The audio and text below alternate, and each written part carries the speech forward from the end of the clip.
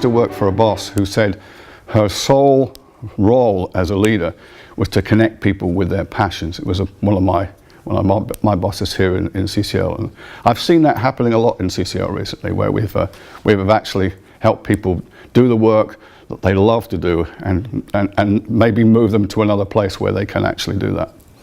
The third of these competencies we call imaging.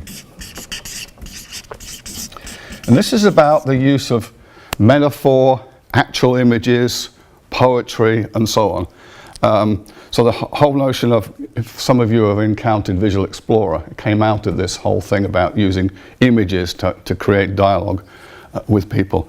One of the stories I tell about this is that we were working with a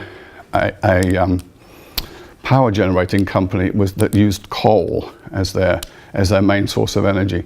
And we were working with them over a period of time. And there's a lovely story about how they actually took this particular competency very seriously. What they did was, we went to visit them, and they showed us 2 logs.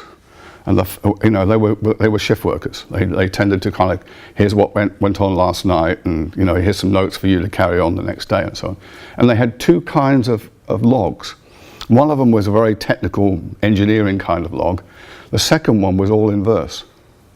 It was little haiku poetry and other kind of poetry, which they were using to motivate the next shift. And it was kind of an interesting way that they were passing on things that were directly associated with the work, but in a poetic form. And these were engineers. The next of these competencies is serious play. I mean, when we actually use that term, about the same time a book came out, we thought, isn't that interesting how that coincides with us? And this is all about experimenting, prototyping. It's something that plays out a lot these days when we talk about design thinking and rapid prototyping, where we don't have things exactly lined up, but we need to find out how things work and so on. It's also about bringing levity into the work. It's also about having fun in the workplace, but with a serious intent. So the next one of these competencies is, we call it co-inquiry. I almost wrote it in a different way just now. It's a fancy way of saying dialogue.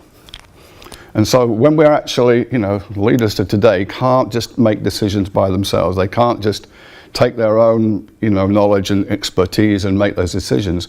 The kind of challenges that people are wrestling with needs other people's input. And so this is about making collective sense of complex challenges.